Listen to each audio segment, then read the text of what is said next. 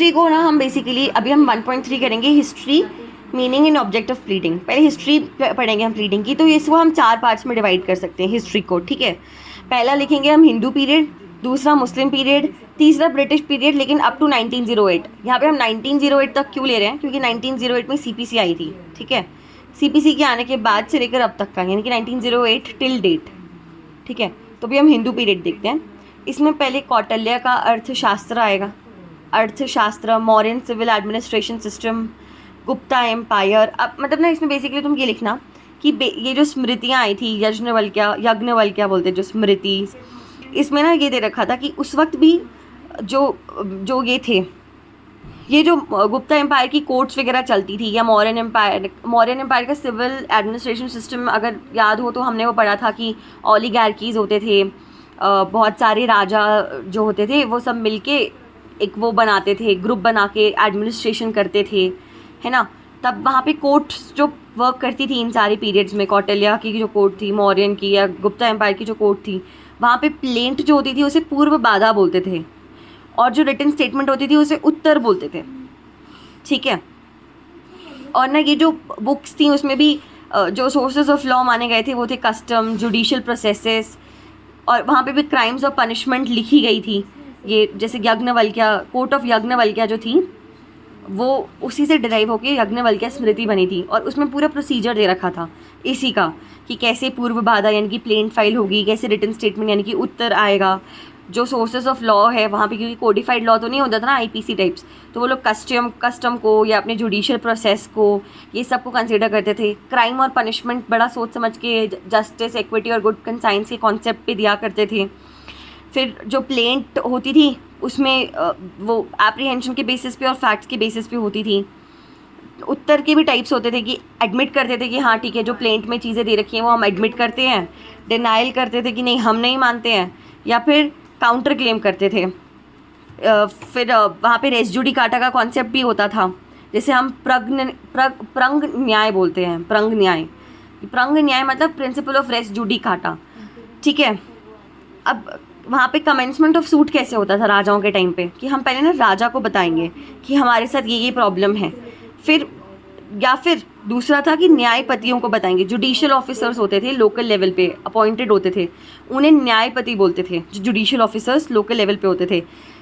अगर कंप्लेंट लिखत नहीं होती थी तो हमें एक लेखक प्रोवाइड किया जाता था, जो अभी स्क्राइब बोलते हैं, जैसे वो लिख के देगा आपको प्लेंट, और जो आपने मतलब फैक्ट उसे बताए हैं उसे वो फर्स्ट कंप्लेंट के रूप में तब्दील करके देगा।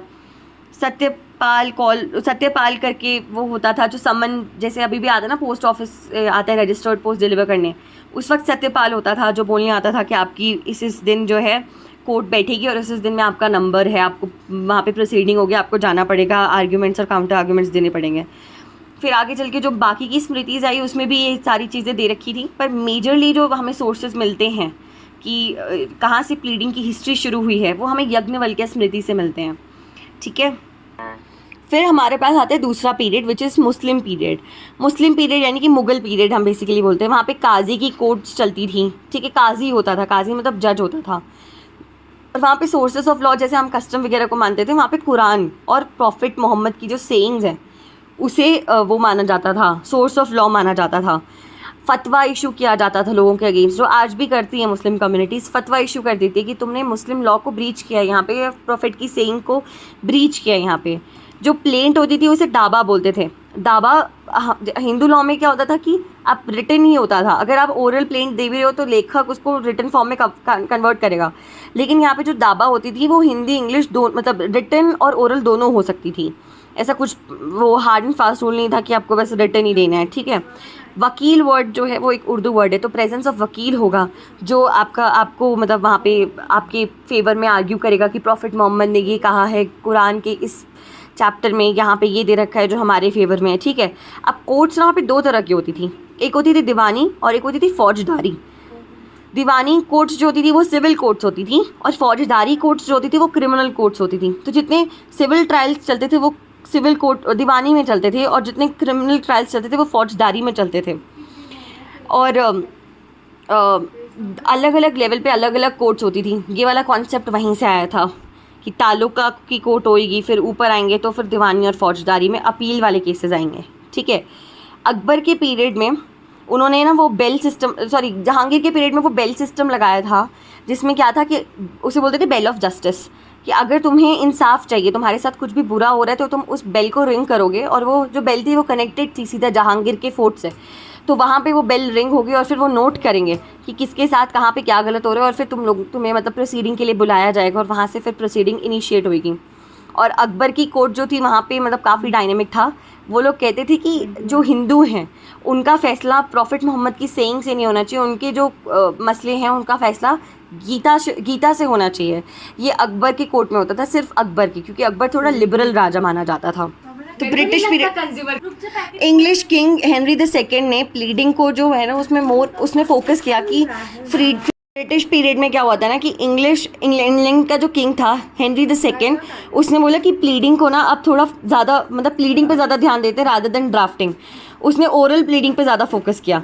फिर 1875 में क्या हुआ, एक प्रॉपर यूनिफॉर्मिटी आई। पर्सनल लॉज के लिए प्लीडिंग का कॉन्सेप्ट थोड़ा सा डिफरेंट रखा गया, और जो हमारे लॉज से CPC CRPC और ये सारा जहाँ पे यूज़ होता था उसके लिए फॉर्मेट थोड़ा सा डिफरेंट रखा गया, ठीक है। उसके बाद 1908 में जब CPC आ गई तो फिर तो पूरा कॉन्सेप्ट ही बदल गया प्लीडिंग ड्राफ्टिंग का, जो हम अभी देखते हैं हमारे कोर्ट्स में जो अभी होता है। इन्होंने अपना ज़्यादा फोकस हर तरह की प्लीडिंग को यूनिफॉर्म कर दिया।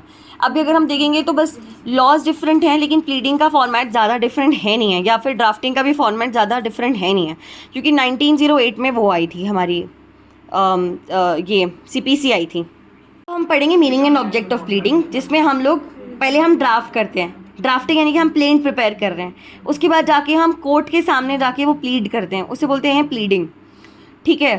तो प्लीडिंग और कन्वेंसिंग में क्या डिफरेंस होता है? प्लीडिंग क्या होती है? एक तरह की फॉर्मल स्टेटमेंट होती है जिसमें हम बताते हैं कॉज ऑफ एक्शन क्या है और हमारा क्या डिफेंस है कि ये हुआ है, ठीक है। केस के बारे में बताना।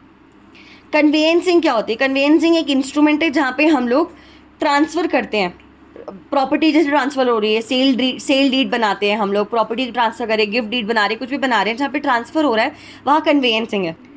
प्लीडिंग क्या है? वो एक कोर्ट के सामने चलने वाली प्रोसीडिंग है, उसे प्लीडिंग बोलते हैं। लेकिन कन्वेंसिंग जो होती है वो ट्रांसफ़र ऑफ राइट्स है, वो कोर्ट के सामने नहीं होता, वो रजिस्ट्रार के सामने होता है जनरली, ठीक है। प्लीडिंग जो है वो दोनों तरह की हो सकती है, क्रिमिनल भी हो सकती है, सिविल भी हो सकती है। लेकिन कन्वेंसिंग जो होती है वो हमेशा सिविल नेचर की होती है, क्योंकि उसमें हम प्रॉपर्टी ट्रांसफ़र कर रहे हैं, उसमें थोड़ा ना कोई केस करें किसी ने मर्डर कर दिया ये, तो इसीलिए प्लीडिंग क्रिमिनल और सिविल दोनों नेचर की होगी, लेकिन कन्वेंसिंग हमेशा सिविल नेचर की होगी।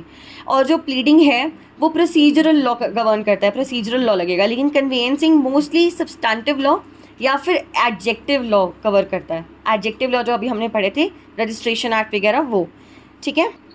अगर मान लो कि प्लीडिंग में कुछ इम्परफेक्शन रह गया, कुछ गलती रह गई, तो हम उसे करेक्ट कर सकते हैं, और अगर करेक्ट नहीं कर पाते हैं तो कंटेम्प्ट ऑफ कोर्ट की प्रोसीडिंग भी हमारे ऊपर चल सकती है, या प्रोफेशनल मिसकंडक्ट हमारे ऊपर चल सकता है। लेकिन कन्वेंसिंग में आपको कोई प्रोफेशनल मिसकंडक्ट का चांस नहीं। ज़्यादा से ज़्यादा क्या होगा, 10 एकड़ की ज़मीन को हमने 9 लिख दिया तो हमारा लॉस हो सकता है, या हमारा मतलब वही है कि बेनिफिट भी हो सकता है अगर सामने वाले ने इग्नोर कर दिया तो कन्वेंसिंग से वो फ़र्क नहीं पड़ेगा। लेकिन प्लीडिंग में अगर कुछ गलती है तो कंटेम्प्ट ऑफ कोर्ट या प्रोफेशनल मिसकंडक्ट के चार्जेस लग सकते हैं।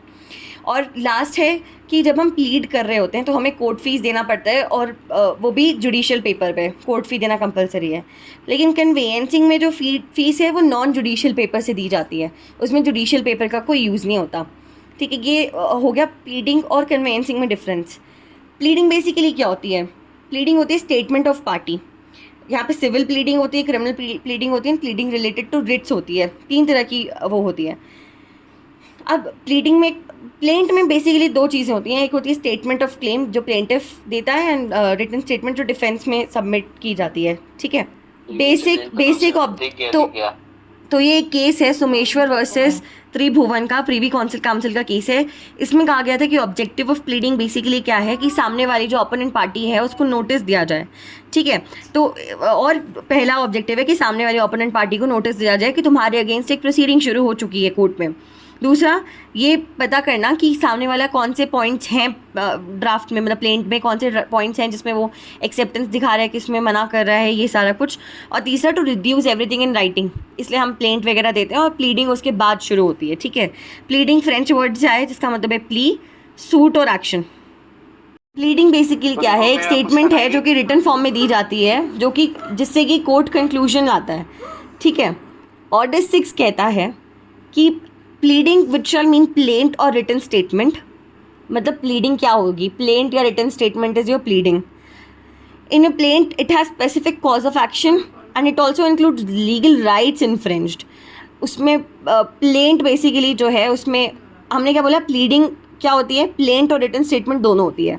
इन दोनों में स्पेसिफिक कॉज ऑफ एक्शन होना चाहिए और लीगल राइट जो इन्फ्रिंज हुए हैं उसकी बात होनी चाहिए, और क्या लीगल ड्यूटी है ये सब बताना चाहिए, और ये सब कुछ एक फॉर्मेट में होना चाहिए प्लेंट के अंदर, ठीक है।